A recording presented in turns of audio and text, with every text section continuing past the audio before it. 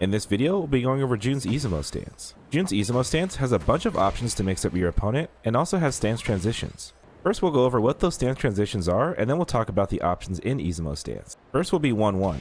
1-1 doesn't have the Izumo animation, but it is going into the Izumo options. For example, if I pressed 1-1 and then press 4-1, you can see your Izumo option comes out. The other option is forward 1, which again will go into your Izumo option. Next will be 1-2-2.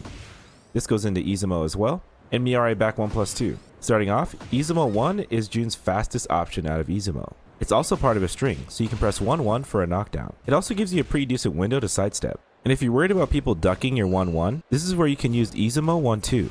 This gives you a knockdown on regular hit, and a full combo on a counter hit. However, Izumo 1-2 is -13 on block. So I wouldn't use this option unless you know for sure your opponent's ducking your Izumo stance. Now we'll go over the two most important moves in Izumo stance. Izumo 4-1 is June's Hell Sweep. It is launch punishable on block, but it's extremely useful for representing your best offense. It also will easily go under any highs. I would highly recommend representing this option as early as possible in your games. The idea is we want to condition them to duck. You do have the option to press 4 and then hold down for a full crouch mix-up. But I wouldn't recommend doing this since you're already going to get launch punished for using 4 anyway, so you might as well go for the full Hell Sweep. The next most important move in Izumo is Izumo 1+3. The reason that this move is so important is that you have to actively duck or find a counter option to this throw. Counter options would be to do a sidestep or duck. Otherwise, you're stuck dealing with this mix-up and trying to break it. And your opponent choosing any of these counter options is putting them at a really big risk. For example, Izumo 2 beats crouch block and sidestep, so your opponent has to think very carefully about how to deal with this option. Izumo 4-1 and Izumo throw should be your first options to represent out of this stance. Once your opponent gets worried about these options, then your opponent will start to immediately duck once they see Izumo. This now opens up all of your mid options. It's very important that you do it in this order, otherwise you're not going to be getting the same value out of your mids. Once your opponent is ducking your Izumo options and is well conditioned, now you can move on to your mids. First is going to be your safe mid check, which is Izumo 3, which means we're safe just for checking if our opponent's ducking. And in the best case, our opponent does crouch and we get this heat engager. But be careful for anyone jabbing as you'll get interrupted.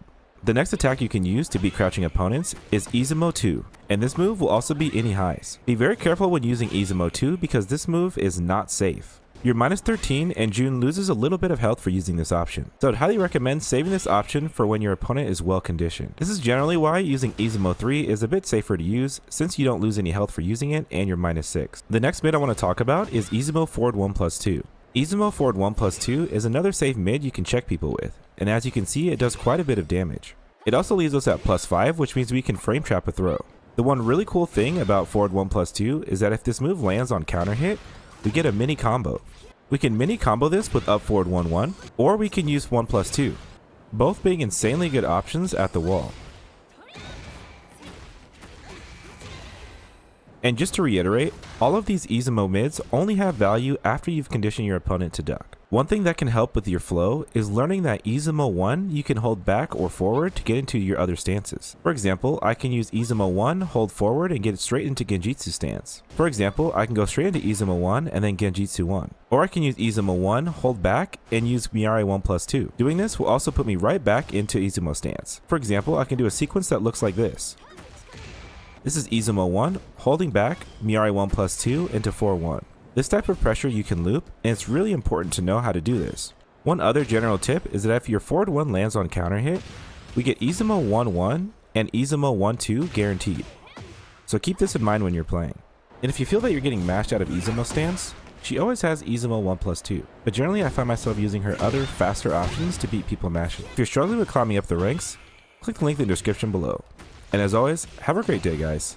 Want to take your Asuka to pro level? My exclusive Metafy course has everything you need, each broken down in easy to follow videos. Get the course for a one-time price and get lifetime access and